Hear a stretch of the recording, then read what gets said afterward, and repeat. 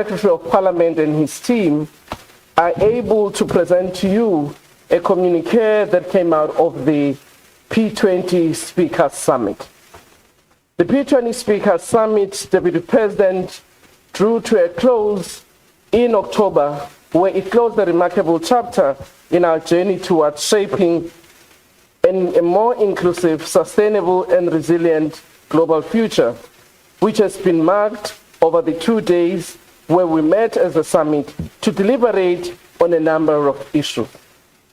As I indicated from the South African leg, this process started early in the year of 2025, where we started consultations with young parliamentarians as well as women parliamentarians to look at how we can bring the perspectives of young parliamentarians, but also young people in our country to the G20 process, so as the women's leg. And these 2 tracks were led by our House Chairpersons, House Chairperson Frolik and Deputy Chairperson in the NCOP. And I must say, Deputy President and honorable members and our guests who are here, that these 2 processes culminated to what we called the Youth Parliament and the Women's Parliament, where again, further deliberations were held on what we need to do as parliaments to bring a more inclusive and a just society. In this deliberation, one of the things that became clear was that parliaments are not just spectators on global matters, but through parliamentary diplomacy, a lot can be achieved to support our governments, but also to be critical on some of the global issues that are taking place. One of the core concerns that parliamentarians discussed in the G20 looked at the increased participation of youth and women in our parliament. Because in our view, those are important stakeholders that must ensure that their perspectives do shape our world. Secondly, we looked at issues of solidarity with our various communities. And as parliaments, we agreed that issues of solidarity cannot actually be left only to governments to deliberate upon. But there are key issues around which, as parliaments, need to take interest on. So one of the key issues that was deliberated related to the debt cancellation, which has been piloted by a number of parliaments and multilateral groups. Because in our view, we can never have an inclusive global economy if we do not address the issues of debt that a number of developing countries are facing. Similarly, the issues that were also deliberated upon looked at how we can protect communities who have got critical minerals that are required by others for development, and look at how those communities beneficiate and how those countries' economy can actually leverage on those mineral deposits that are in their country. In a way, parliaments were saying we need to ensure that we play an oversight role to make sure that communities whose mineral deposits are actually key for their development serve that purpose, unlike what we've seen over the years. The issues of peace, particularly global peace, was another issue that was discussed. And I must say, Deputy President, that while there might have been differences of opinion on some of these, we can actually allow better trade regulations that ensure that countries can trade freely amongst themselves. So, Deputy President, P20 Speaker Summit here present to you a declaration that we hope that our leaders, as they meet, will take into consideration and be able to deliberate and act upon. We retain our responsibilities as Parliament to do oversight work so that what is agreed is not only in paper, but actually can be implemented. Thank you very much, Deputy President, and here is our declaration.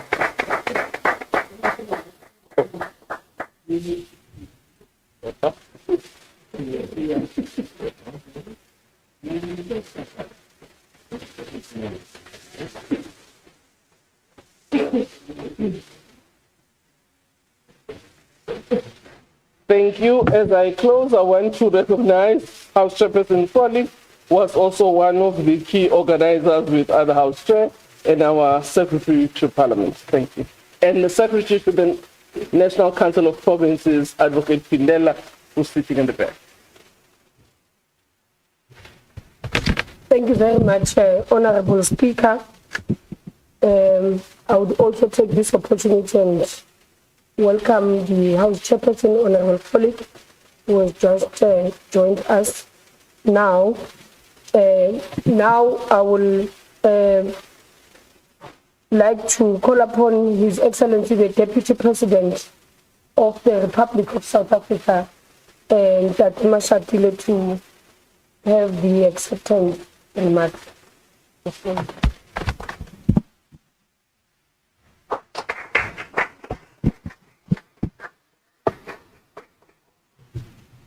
Thank you very much, Program Director,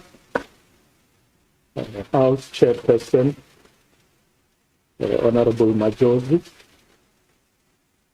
Honorable Speaker, Honorable Tigotigiza, all House Chairpersons here present, Secretary of Parliament, and the NCOP, the Auditor General, Ms. Takane Maluleka, Chairpersons of engagement groups, senior government and parliament officials, distinguished guests, members of the media, ladies and gentlemen.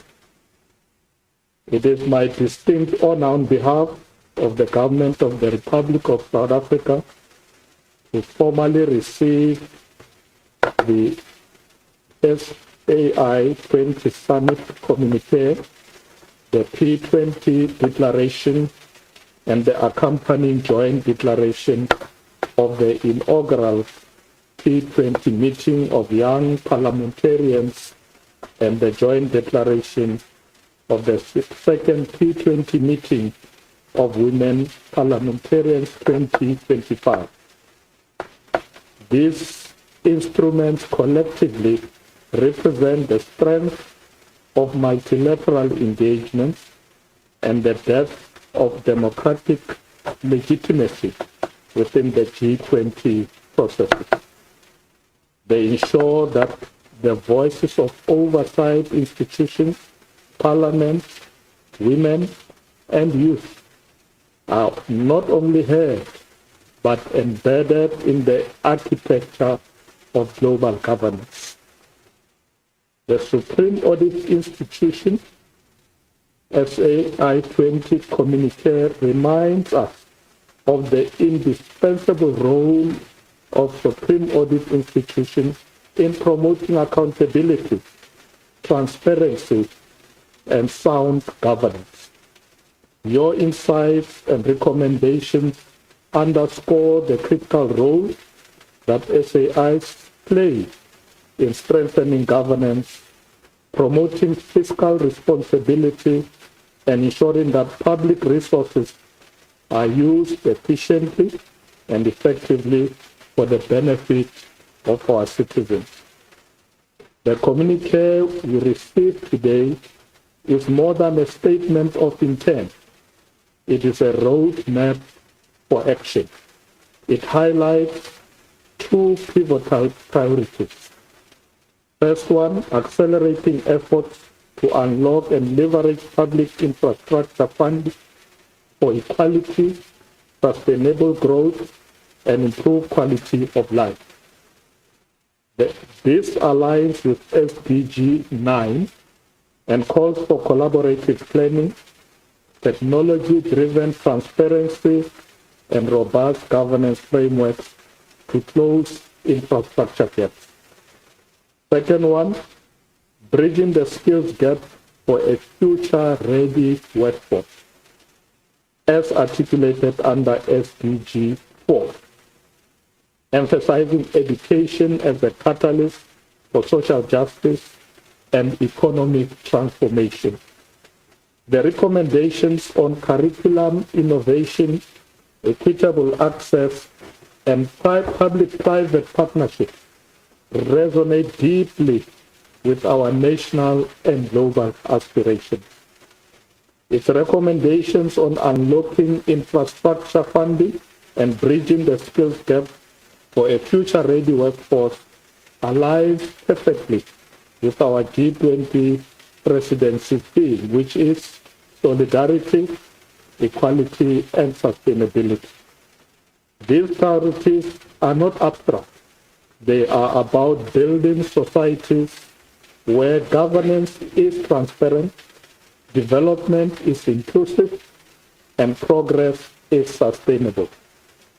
The P20 declaration, together with the declarations of women and young parliamentarians, affirms that parliaments are where diplomacy becomes reality through law, oversight, budgetary decisions that impact the daily lives of citizens.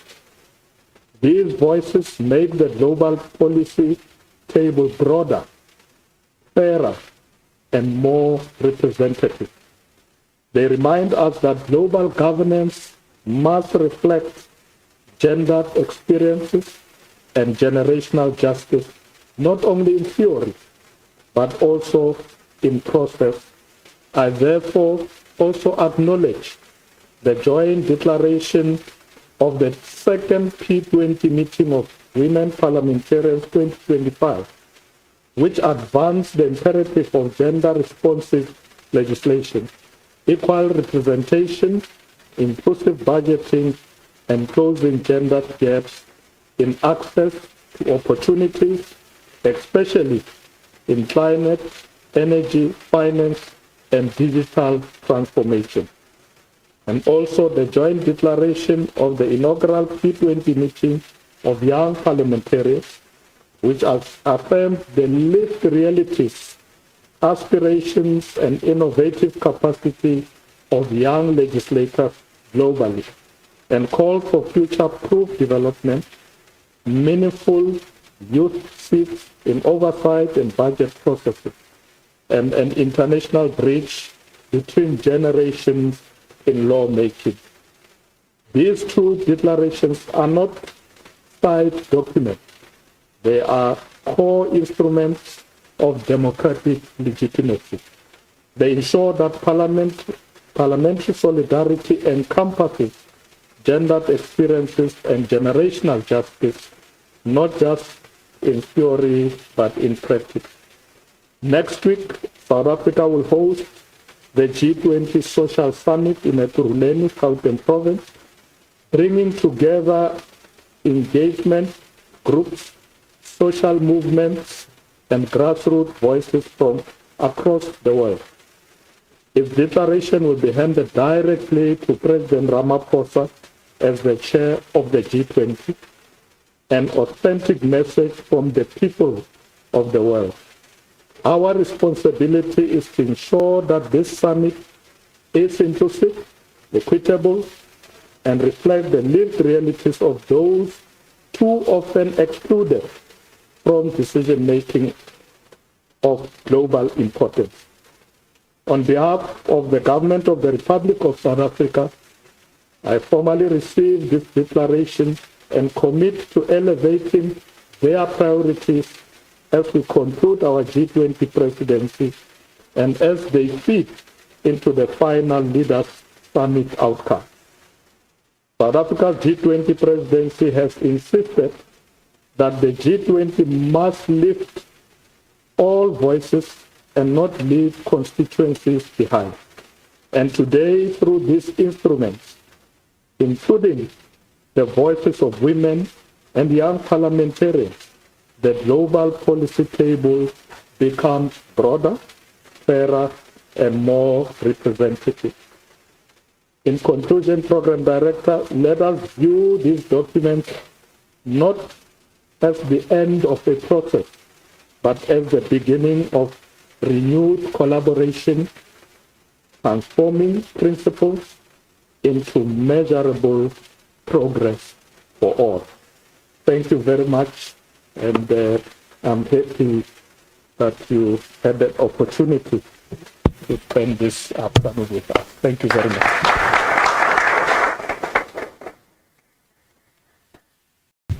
Thank you very much, Honorable Deputy President. I will now give an opportunity to all media houses present today. If there are any questions, but I will apply my head of the House Chairperson, 1 minute each. I'm giving an opportunity to all media houses. If there are any questions that you will need, you want to ask about the presentation of P20 and the presentation that we received.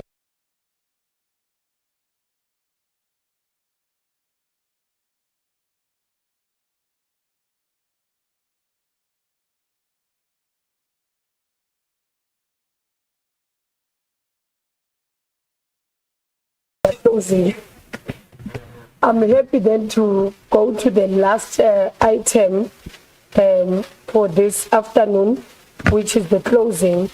Again, I will then recognize the Speaker of the National Assembly to close on our behalf. I'm directed that the House Chair of International Relations in the NCOP will do the closing remarks. Amen.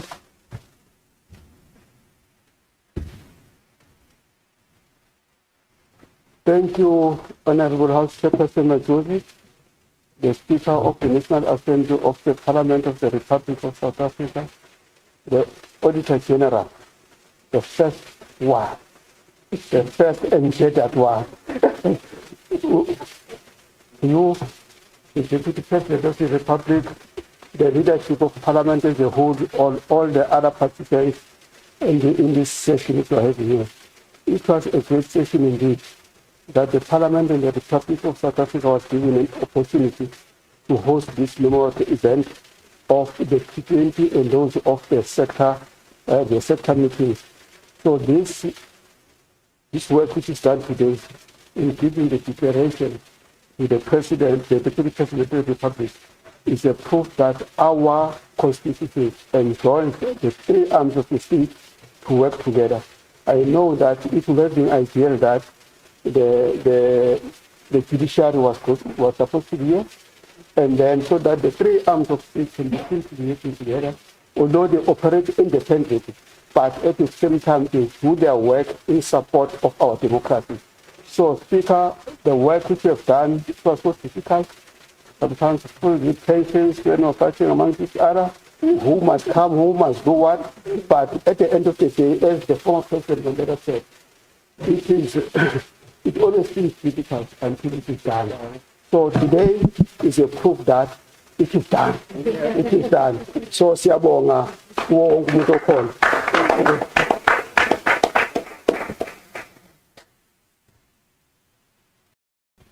Thank you very much, Honorable Hadebe.